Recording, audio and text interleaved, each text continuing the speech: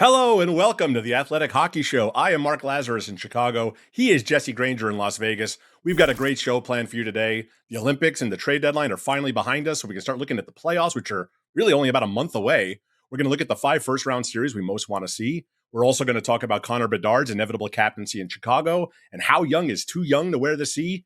And in a moment, we're going to look at our favorite under-the-radar trade acquisitions. But first, my God, Jesse, we have to talk about Sunday night's Sabres Lightning game. Easily one of the best, one of the wildest, one of the nuttiest games that we've seen all season.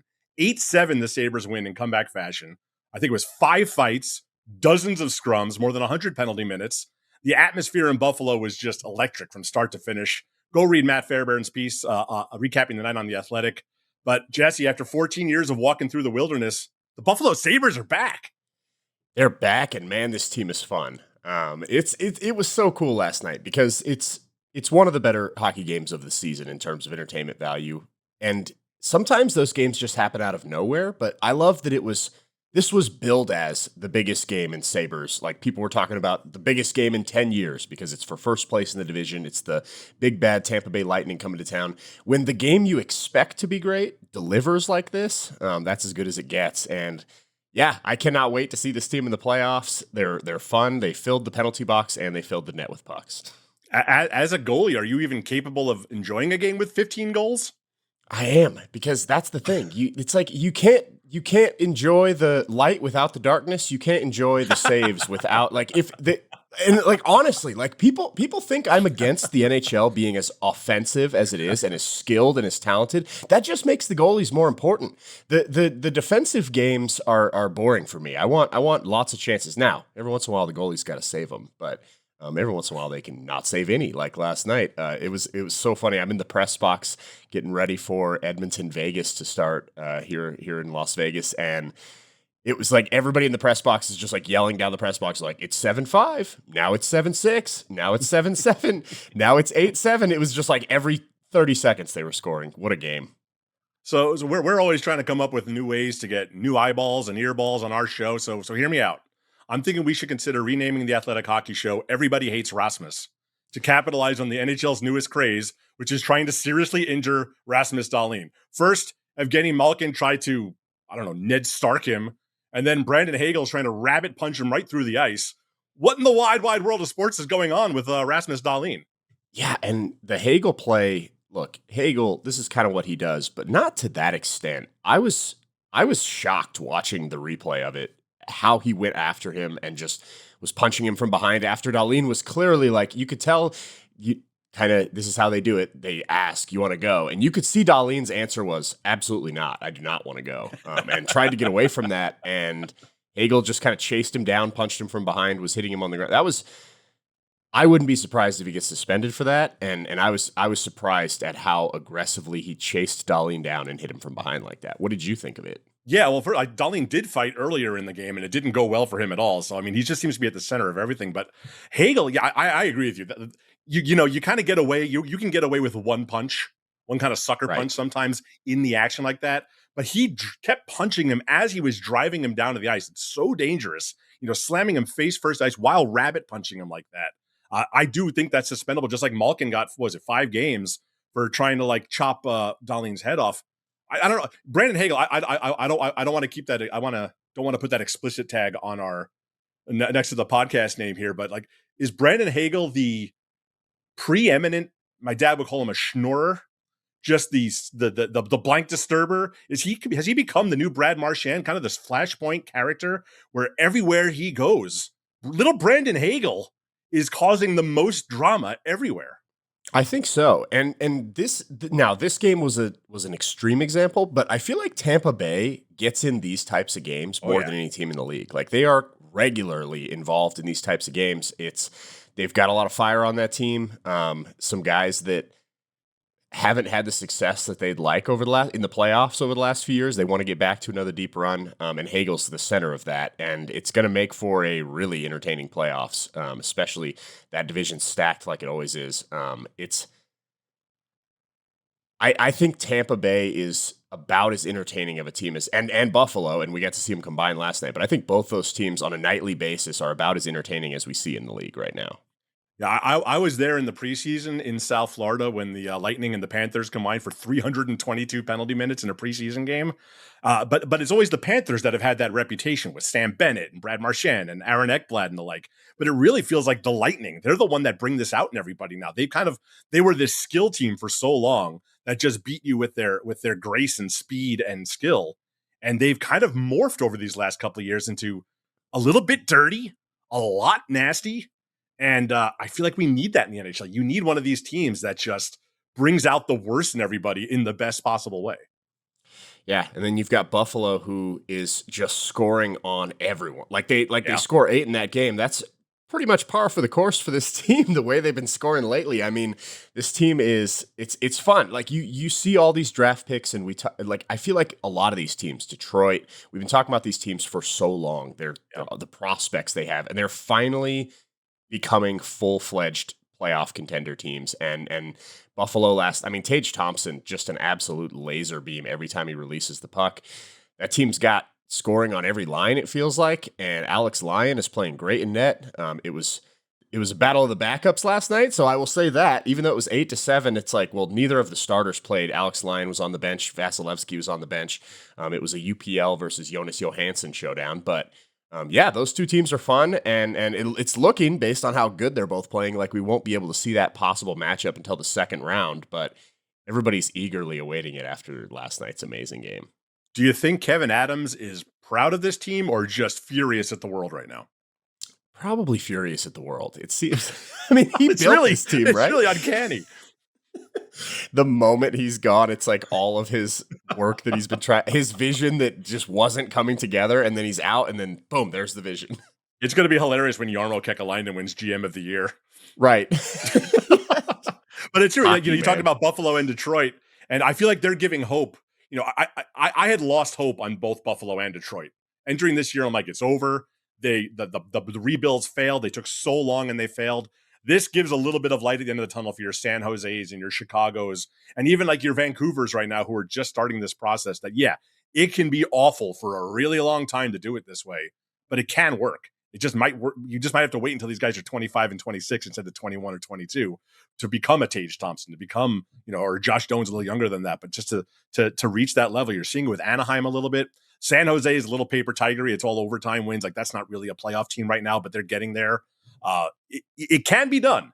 It's rare and it's hard, but these two teams are giving a lot of hope. And I think we're going to be talking about this Buffalo team the way we talked about the 2019 Blues, 2018 Blues, who were in dead last in December and made a run to the Stanley Cup.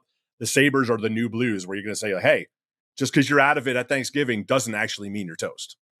It also, in the fact that everybody feels to be like, it seems like that's kind of everybody's second favorite team. Like, I remember that year the Blues had the Gloria song, and like everybody, It's like, if my team doesn't win, I wouldn't mind if that team wins. I feel like that's kind of how every hockey fan feels about the Sabres right now. Yeah, I mean, it's such a great market. They've gone 14 straight years without the playoffs, but they're still the number one market for TV ratings of the playoffs every year. Like, Chicago is an awesome Blackhawks town. It's not a hockey town. Nobody here watches the playoffs once the Hawks aren't in them. I've always said this. It's a Blackhawks town, not a hockey town. Buffalo's a hockey town.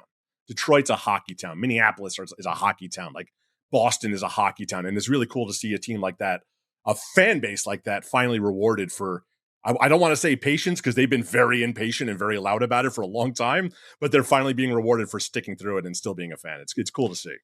Yeah, and like I said, that game last night, for season ticket holders that have suffered through a lot of meaningless games, like I said, it delivered. Like, this wasn't just a random Wednesday night game that was like, oh my God, that might have been the best game of the season. Like, this is the game every season ticket holder was waiting for. Like, finally, we've got this game against the Lightning for first place, and then you've got an 8-7 game with 100 penalty minutes. Yeah, they no longer need to wait for the Maple Leafs to come into town to sell out that building, because they're showing up in droves. All right, well, one of the many guys who scored in that game was Corey Perry, who's now got 2 goals in 2 games since being traded to Tampa from LA. We are 15 years removed from his 50-goal, 99-point MVP season. The dude can barely skate at all, but he's a perfect example of what I want to talk about today. These under-the-radar trades that could have a real impact in the playoffs. I mean, obviously, there's your name brand deals. You're like Artemi Panarin and John Carlson, Mackenzie Weegar, Nazem Kadri, Justin Falk. But I think a guy like Perry, who can still just plant himself in front of the net, box out defenders and knock in greasy goals as well as anybody in the league still, even at his age. That's the kind of pickup that makes a good team great. When you get that third liner who just lengthens the lineup and gives you a third scoring line, or a guy who could pop in on the second power play unit and make it just as effective as the first. Those are the kind of trades that I think really make a difference in this league. Who do you like that got moved that maybe isn't a huge star? Yeah, and Perry's a great example. I was shocked at how good his underlying metrics were. I feel like the experiment in LA, we all kind of figured like that had failed, and then you see the underlying metrics, and it's like actually Corey Perry's been really good this year. The guy, I got to see him right after Minnesota acquired him. Bobby Brink from Philadelphia. Yep. Minnesota was here in Vegas, and the Wild looked good in that game, and Brink really stood out. Like I was surprised how often he pops when you're watching the game. He's a flashy player with the puck. Like you'll just kind of throw it over to him in transition. It's like a nothing play, and all of a sudden he's like between his own legs around the defenseman, and now you've got a guy in just alone with the goalie. I think that Minnesota team, they're weak up the middle, and that's concerning. But man, they've got so much talent on the wing and on the back end to kind of like fuel that like speed up the ice. Like their defensemen just get their forwards the puck at the right times on like. Everything about it is perfect the way their transition offense operates. The centers are a little concerning, but Brink just adds another super talented winger. They've just got so much firepower on the outside, so much skill. And it's going to be a brutal run through that Central Division. You're going to have to score goals. I just think Brink gives them one more guy with great hands on the outside that can put the puck in the net. Couldn't agree more. I do think Bill Guerin is going to regret not going out and getting a Vincent Trocheck. They obviously needed it. This is a absolute all-in for right now season for the Wild, who are trying to finally get past the first round and do some real damage. They are the second or third best team in the league, depending on what month we're in. This is a legitimate Stanley Cup contender, but their number one center is Ryan Hartman, a player I like. I like Ryan Hartman as a player, but he is not a number one center on a contending team. Joel Eriksson-Ek, you could say he's the de facto number one center, but he's on that second line. And I love Joel Eriksson-Ek, but he's not a huge top. He's a perfect number two center, that defensive-minded, two-way Nico Hischier kind of type player. He's not a 1C. But putting Brink on that second line with Matt Boldy and Eriksson-Ek, it really fleshes out that top six, like you were saying. It takes some of the scoring pressure off Boldy and Kaprizov. And they're going to need that against Dallas, because when Mikko Rantanen gets back, there probably isn't a better top six in the league than what Dallas has with Rantanen and Jason Robertson and Rope Hintz and Wyatt Johnston and Matt Duchene. This gives the Wild just one more weapon to compete against them in what's, we'll get into this next segment, but it's going to be one of the best playoff series that we'll ever see in the first round. So I agree with you. I like the Bobby Brink pickup a lot. I want to move to Edmonton, and Edmonton, look, I've been hard on Edmonton. I was hard on them in my winners and losers. I've been hard on them a lot. Oilers needed a goalie, didn't get one. They needed some scoring depth to take some of the pressure off McDavid and Draisaitl, didn't get any.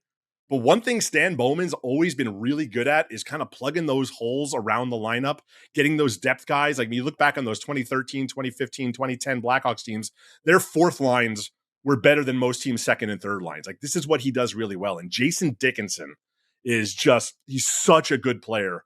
And he's such a good addition. He's just a terrific defensive forward. He's an outstanding penalty killer. And those are two things Edmonton desperately needs. I think his game is tailor-made for playoff hockey. He's not worrying about chasing goals. He's out there to shut down the other team's best lines. And that can free up McDavid and Draisaitl to have better matchups. He's not going to add much scoring depth. He spiked a 22-goal season a couple years ago, but he's not that guy. If they had gotten a goalie, this would have been the best addition of the deadline. The problem is, Jason Dickinson and Connor Murphy are not enough. That's not exactly what Edmonton needed, but I think Jason Dickinson's going to have a really good postseason. Yeah, the part I agree with you the most on is just the matchup, like making things a little easier on McDavid and Draisaitl. Like you guys don't have to shut down the opposing top line and score 3 points a night.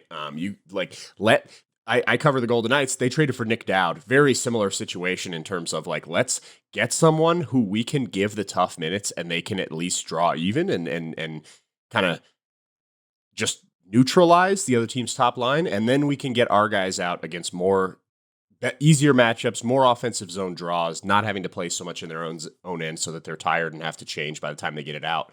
And that can have a huge advantage. Like Dickinson can come in, not put up any points and still make the Oilers more dangerous offensively because their top guys get to play easier matchups.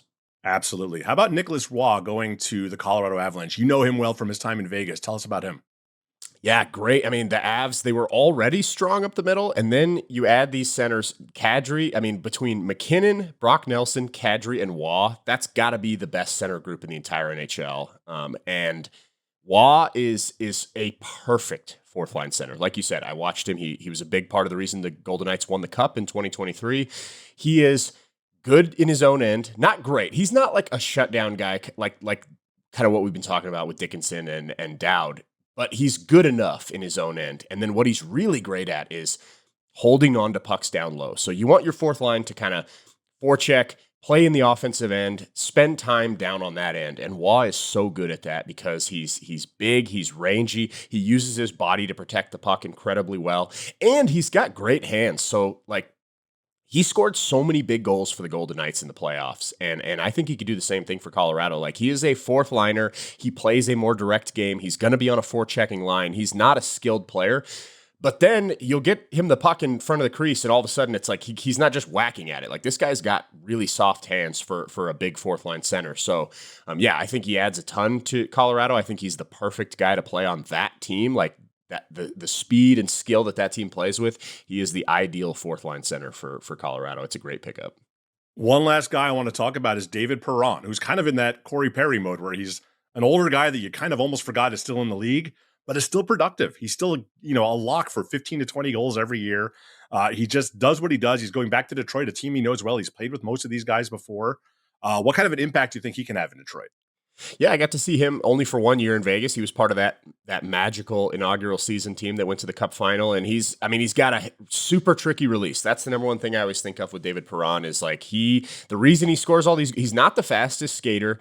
He's kind of like what I talked about with Waugh. Uses his body to hang on to pucks, but man, he's just got such a tricky release that fools goalies. He scores from places you don't think he should, and the shot doesn't look all that powerful when it's not like like a McKinnon snipe when he lets it go, but it beats the goalie every time. So it's like there's something he's doing in his release that tricks goalies. And in the playoffs, a guy like that for cheap, like you're not going to find someone who can score goals in that way for that type of price. And like you said, he already knows the guys in Detroit. So great fit, super like low cost, high ceiling acquisition in my eyes. Yeah, it's almost become like cliche in this league to talk about who's going to be your Barclay Goodrow, who's going to be your Blake Coleman, those Tampa Bay third liners that helped them win a couple of cups.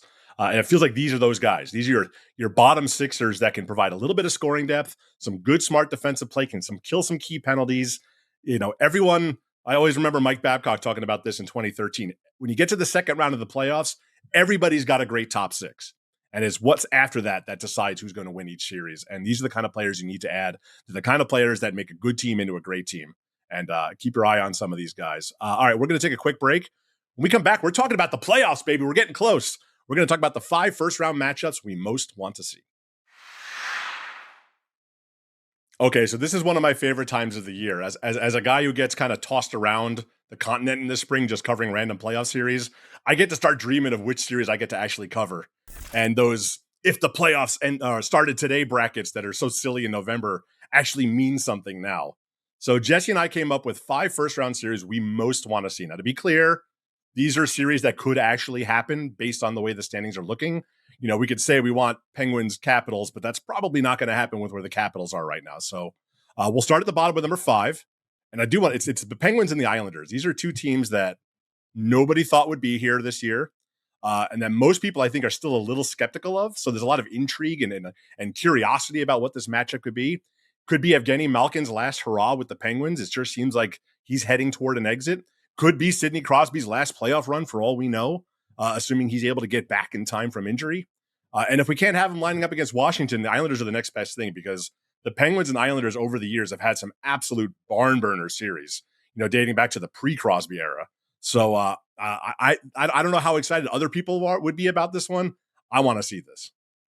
Yeah, well, you've got me because Ilya Sorokin, and man, has this guy been good this year. I would love for this guy to carry the Islanders on a deep playoff run because he a few seasons back he put up some insane goals above expected numbers, and he didn't end up winning the Vezina. I think that was the year Ullmark won it.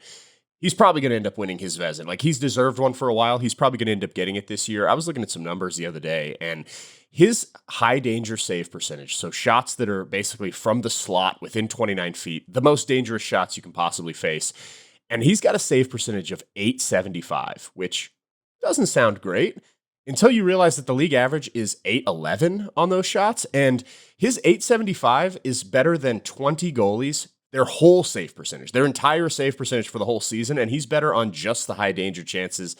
He is absolutely carrying that team. When you look at the Islanders' underlying numbers, they are one of the worst defensive teams in the league. They give up the most high danger shots. They give up the most expected goals, and yet Ilya Sorokin has just kind of put them on his back and is carrying them into playoff position. Then on the other side, you get the Penguins, who we all didn't think of as a good team, but the underlying metrics tell you that the Penguins, I mean, I think they're fifth in goal differential behind basically only. Yeah, like the only teams above them in goal differential are the teams we think of as elite, like Colorado, Tampa, Carolina, Dallas, Minnesota. So Pittsburgh, they might be better than we're giving them credit for, and then you've got a goalie on the other side that can steal every game he's in. So even though it's not the flashiest, like sexiest names, I do think that playoff series could be good. You're right about Sorokin. I mean, he could be a legitimate Hart contender this year with what he's doing. Do you have faith? Remember, the writers don't vote on the Vezina. The GMs do. Do you have faith that the GMs are looking at his high danger save scoring save percentage and looking at these underlying numbers? Are they going, ooh, Andrei Vasilevsky has a lot of wins? They've gotten better lately. I'll give them credit. I think lately they have kind of gone away from just the wins model. They are still looking at save percent. Like, I was making an argument the other day on Twitter for Jeremy Swayman to be a Vezina finalist. Mm-hmm. That won't happen because his save percentage is 905. It's not 915. So, like a goalie whose base stats are not special, but his underlying stats are special, like Jeremy Swayman, has no chance to get it. But Sorokin, his base stats are good enough on top of his underlying stats being great that I do think Sorokin probably wins the Vezina, assuming he keeps this form going. I mean, when you're playing behind a bad team like that, one bad week can, like, if your team gives up a ton, one bad week for a goalie can absolutely tank all of those stats. So he's still got another month to put up these numbers to keep it going. But if he does, I do think he'll get the Vezina. All right, number 4 on our list. We got a preview of it on Sunday night. Oilers beat the Knights 4-2. You picked this one. Tell me why you want to see this one so bad. These teams hate each other. We just talked about this Buffalo-Tampa game and the animosity. The Golden Knights and Oilers, so the Golden Knights eliminated the Oilers in 6 games on their way to winning their cup 3 years ago. And then the Oilers eliminated the Knights last year in 5 games, and it was a just knockout brawl of a series, and they do not like each other. We saw it a little bit last night. These games have more intensity to them, and they've just played so many big games against each other these last few games. They're clearly the class of the Pacific over the last 3 years. Obviously, Anaheim and San Jose and Seattle are stepping up this year, but these have been the top 2 dogs in this division for a while, and the matchup of the McDavid Draisaitl versus Eichel and Stone, it's just really good hockey. These teams have produced insane games. They had the buzzer beater last year that went off Draisaitl's stick and into the net with like 0.8 seconds left to win it for the Golden Knights. Just lots of good games, lots of good players. I think it would be a phenomenal way to start the playoffs off.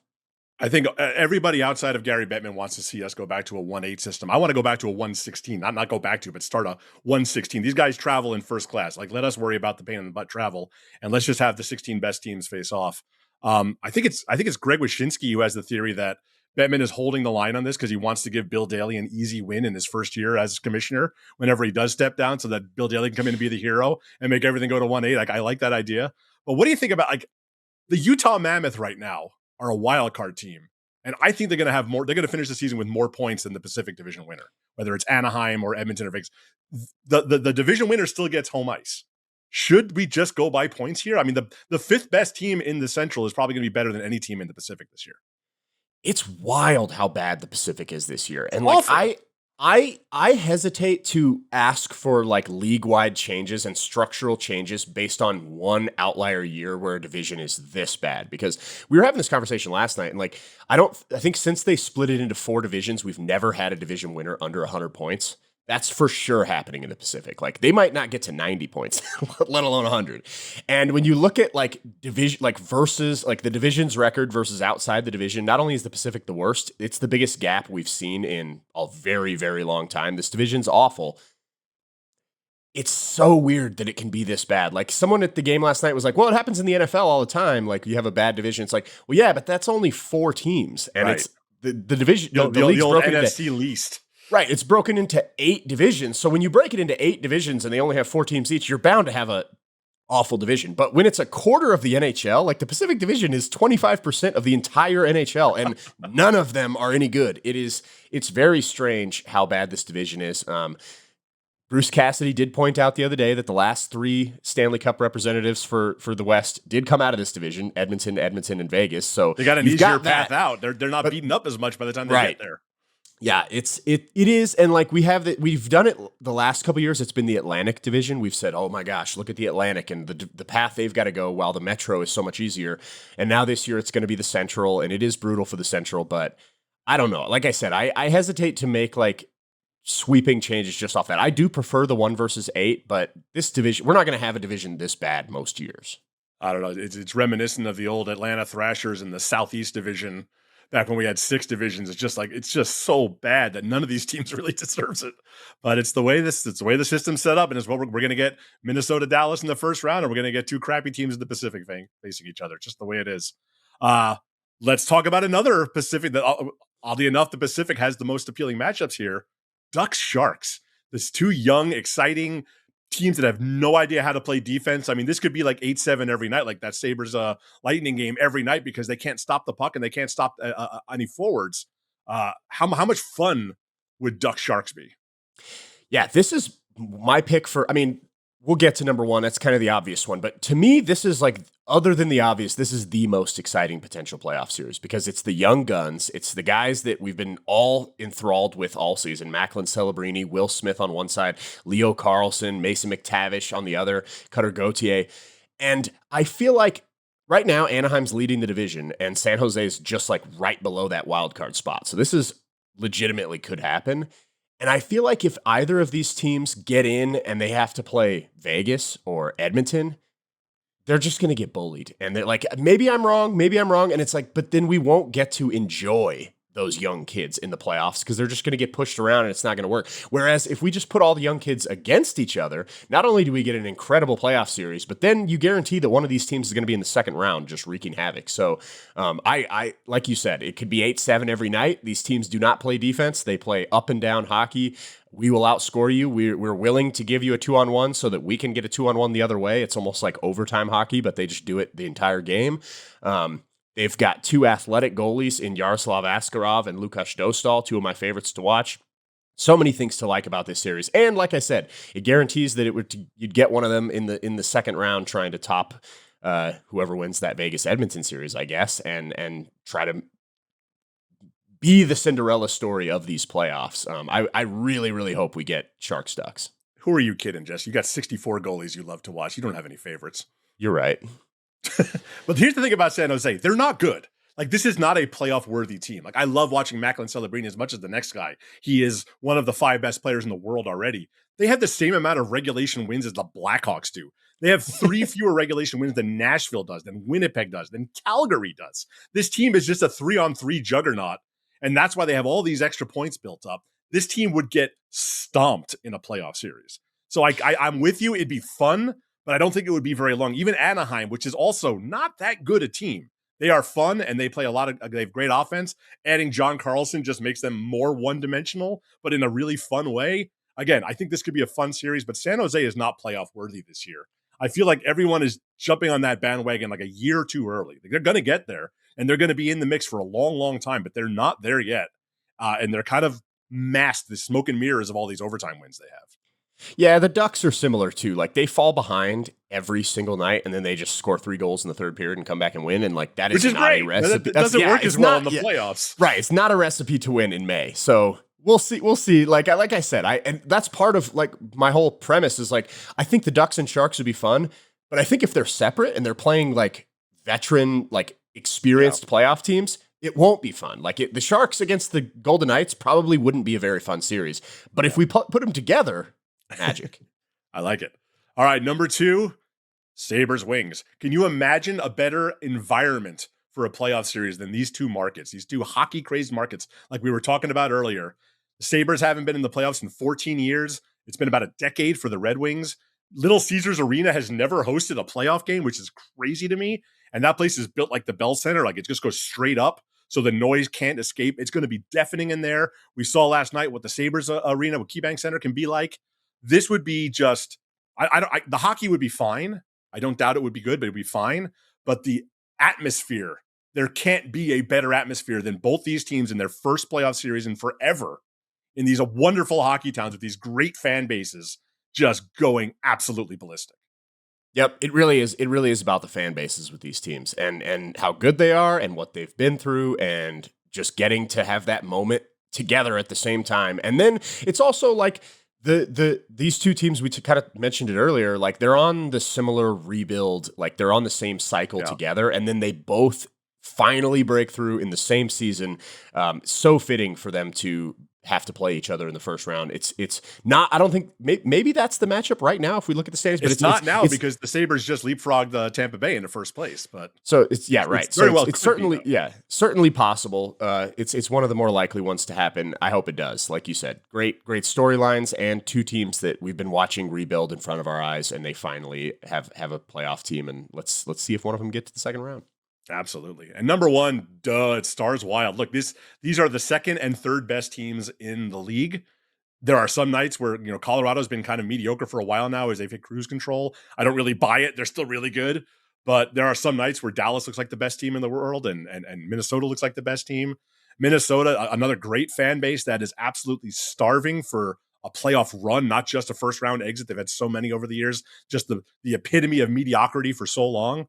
And the Stars, they have to win right now, right? Like this is their window. They've had 3 straight runs to the conference final where they've lost each time. They have to break through eventually because these windows don't stay open forever. Jason Robertson's future, we don't know what his contract status is going to look like.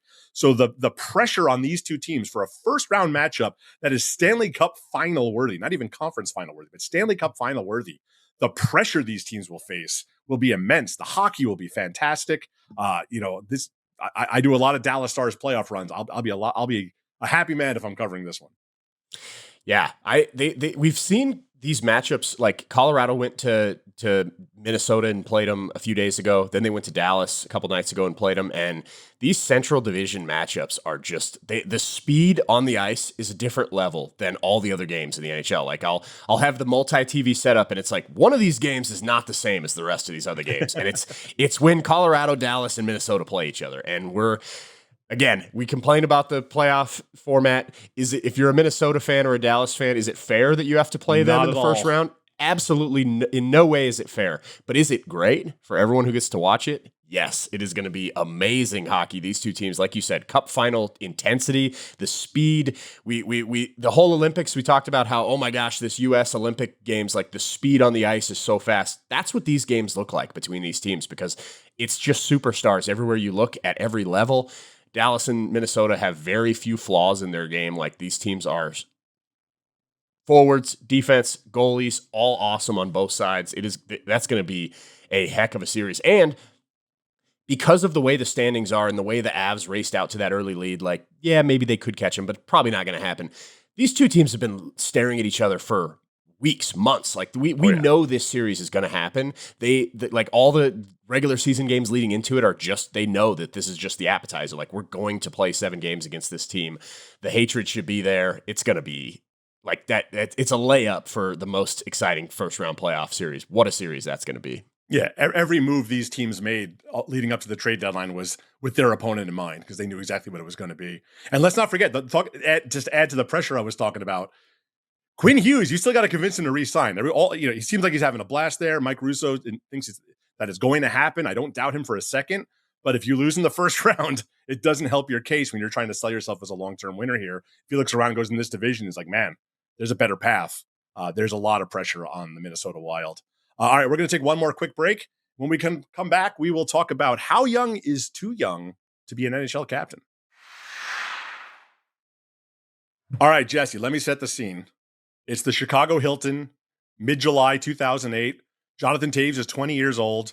Coach Dennis Savard pulls him aside and says, you're going to be the captain starting next year. Toews is freaking out. He's like literally freaking out. He's running around the hotel trying to fight. They're at the Blackhawks convention. He's running around the hotel, going to all the veterans. He like pulls Andrew Ladd aside. Are you okay with this? He goes and he pulls up Colin Fraser. Are you okay with this? Like he's literally just running around the hotel, making sure his teammates who are so much older and more established and more accomplished than him are okay with this. And all of them are like, yeah, of course. We knew it was going to be you. It's not a big deal. It's fine. But he was sweating it. Like he did not feel he was worthy of being the captain at 20 years old. Wins the Stanley Cup 2 years later. He's the Conn Smythe winner, has this reputation now as one of the all-time great captains, all-time great leaders. But when you talk to him today, he still says, I was in no way prepared to be the captain at that age. Being the captain is so much more than just talking to the referees. It's you have to be the person who kind of mediates interpersonal conflict in the room. You have to make sure everyone's feeling good. When someone's not feeling good, you have to be the one that sits down next to them, puts an arm around them, and tries to talk them. It's a lot of therapy kind of a situation for the captain of a team. It's very socially oriented. And look, the Blackhawks just traded Nick Foligno, whose job was to be the captain between Jonathan Toews and Connor Bedard. We all know it's inevitable. It hasn't been said out loud, but it's inevitable that Connor Bedard is going to be captain next year. He turns 21 in July. How young is too young to be the captain? Yeah, it's a great question. You know Connor Bedard obviously a lot better than I do, but amongst 21-year-olds, I feel like he's about as prepared as you can be just because he's been the golden child since he was like, what, 14? So like, it's not like he's just now getting the spotlight. Like this guy's pretty used to the spotlight. Going into this conversation, I went and spoke to Jack Eichel yesterday because he's another guy who, when he went to Buffalo, you're the savior. You are the savior of the Buffalo Sabres. Here's a C. He was either 20 or 21 when they gave him the captaincy. So I wanted to get his perspective on it, and he was great. He was pretty honest, and he's like, "Yeah, I mean, I'm 29 now, and having watched Mark Stone be the captain here in Vegas, like I'd be a lot different captain now than I was back then, and I've learned so much. I'm a different person, a different player, and it was tough." And he mentioned that he leaned a lot on Kyle Okposo when he was asked to be captain, another veteran in Buffalo. But what he said was he said it helped that it was such a young team. Like he's like, yeah, I was young, but it wasn't like I was the kid and then it was like a bunch of veterans around me. Like we were all young, so it wasn't really that odd that I was the captain being as young as I was because it was pretty much like like the whole team was young. So he said that helped, but he did say like, if I was captain now, I'd be so much better at it than I was 8 years ago when they made me captain. So it's going to be tough. He also said Connor Bedard's probably ready for it. He's the guy. Like the dude has, and like I said, I don't know him as well as you. I remember the year he got drafted. I remember watching him, just the way he was like joking with the media at the draft. And I was just like, wow, like for an 18-year-old with all this pressure, he seems very mature. He seems very ready for this moment. So as far as 21-year-olds go, he's probably about as good as you could get for a captain. What do you think? Yeah, no, I tend to agree, and the Blackhawks will be in a similar situation next year. They don't have Foligno, they don't have Dickinson, they don't have Connor Murphy anymore, so it is an extremely young team, and Bedard is like just about the same age as everybody, if not older than a couple of these guys. And the thing about Bedard, it's been interesting because when Taves got the C, his older teammates said, "We see the way he prepares, we see how good he is. I have no trouble following that guy, even though I'm 10 years older than him." And Bedard's been the same way. I remember like 2 months into his rookie season when he was just 18, he's like the 12th youngest player in the history of the NHL. And these older guys like Jason Dickinson would just be like, that's our best player. We go as he goes. Like he earned the respect on the ice very quickly, which allows him to earn the respect off the ice. You know, he had nothing to prove to them on the ice. His work ethic, he was always the last guy off the ice. You know, he was pulling the other young guys into it. They could see him becoming a leader already. I do think he is uniquely capable of handling the weight of that, being the pressure of wearing a C for an original six franchise for a team that's, you know, starting to get impatient, a fan base that's starting to get impatient. He's been the face of this team already for 3 seasons. They haven't hit him. He does talk every day. He handles press as well as anybody. He's very polite. He's never mad at the press. He just does his job. Doesn't love it, but he doesn't hate it. He's been, like you said, he's been doing this since he was 14, 15 years old. I do think he is uniquely prepared as much as a 21-year-old can be. But I think hockey fans underrate the meaning of a captaincy. I feel like they think it's an honorarium thing, right? Just like, there's our best player, slap a C on it. For years, that's what we were doing, like Eichel and McDavid. The best player on the team gets it. But it does matter in that room. A lot of stuff about the hockey world we roll our eyes at, like the leadership and the grit and all that stuff. But within the room, it matters. And that's all that matters. So to the players, who has that C on their jersey matters. And I do Yeah. think that the Blackhawks, I think Connor Bedard has proven now over 3 seasons, he's their best player and he is a leader. He's been wearing the A now for a little while for injuries, and now they traded their entire cap. All 3 of their captains have been traded now. So he's wearing an A. He doesn't have a lot of veterans to lean on. Tyler Bertuzzi is not really that kind of a guy. Matt Grzelcyk's probably not going to be here next year. There's just not a lot of veterans left. Alex Vlasic at 24 is the longest tenured Blackhawk right now. It's crazy. That's wild. So he's going to have to do it on his own. He's not going to have a lot of help. But I do think he is more prepared for it than most 21-year-olds are. But I don't think any 21-year-old is truly prepared for the weight of it. Yeah. And like you mentioned, all the social aspects of it, like kind of keeping the group together. Yeah. Organizing dinner, stuff like that. That's the easy part, I think. The other part of it is you're the conduit a lot of times from the coach, right? Like sometimes the coach realizes that like me saying this doesn't have the same impact as the players saying it to each other. And as the captain, like those are the conversations you have with the coach. You are kind of the conduit to like help get his message to the guys in a different way than him just yelling it at them. Like I said, when it comes from a coach, it's different than when it's coming from within the players. And I think that that's another underrated aspect that we don't talk much about from the captain is a lot of times if the coach needs the players to start doing something differently, the mindset to shift, it has to come through the captain. And that's a lot of weight on you. I remember asking Duncan Keith once before a Stanley Cup final. I think it was the 2015 Stanley Cup final. I'm like, when you need a big moment, when it's like a big intermission, who stands up in the middle of the room and addresses the team? He looks at me, he goes, Laz, this isn't a bleeping Disney movie. That doesn't happen. Like I think a lot of what we envision a captain does, that's not really how it works. We talk about being a vocal leader. That's not what it is. It's not standing up and addressing the room. It's bucking up players when they're having a bad day. It is like you said. It's like, hey, this is what the coach wants us to do. I'm buying in. You have to follow me and buy in. A lot of it's by example. Like, we talk a lot about Austin Matthews and whether he's really a captain kind of guy. But when you talk to everyone on Team USA, they're like, you watch him prepare. You watch how seriously he takes this, and it makes you want to do what he's doing. There's all kinds of ways to lead, and it isn't a Disney movie. Nobody's just standing up and giving the big speech, the rah-rah speech. Connor Bedard is never going to be that guy. He doesn't have that personality. Yeah. He's not Brent Seabrook, who was the rah-rah guy as an alternate captain. So I think the captaincy is a little misunderstood in the hockey world. If you haven't been in that room, if you haven't talked to these players on a regular basis, but it does matter. And there's all kinds of different ways to lead. And being the best player and the hardest worker on the ice, that is the number one way to gain everyone's respect and to be able to be that voice, that liaison from the coaching staff. It really does matter. Yeah. And like you said, it's we all expected this. It's nice when the best player is also a good captain, right? Like it's right. It's sometimes the best player on the team is not a good captain. In this case, it's like he's kind of built for this. It should be fine. Yeah, and it's interesting because he's going to be coming from Nick Foligno, who's a completely different type of captain. Nick Foligno he's the ultimate rah-rah guy. He's so earnest and sincere that it comes across as corny. But everybody who plays with him knows that it's not, that it is sincere, that it is earnest. And, he spent the summers bringing all the young guys to his house on the lake and team bonding. And he's, always speaking up and bucking everyone up and pumping everyone's tires. Connor Bedard's not going to be that kind of captain either. He's going to have to form his own kind of leadership style. He is the face and the voice of this team. He is the face and this voice of this new Blackhawks generation. The pressure on him is unlike the pressure almost anyone's ever faced outside of Connor McDavid and Sidney Crosby. Macklin Celebrini does not have to deal with this in San Jose. There's not a big media crush. He's not on national TV all the time. The pressure there is different than it is in a big city like Chicago. But I do think Bedard is uniquely prepared for it. And it'll be interesting to watch because he is still incredibly young. He's so young. He'd be like a junior in college. When I was a junior in college, I was a freaking idiot. Like at 21 years old, put me in charge of anything and it would have been a complete and utter disaster.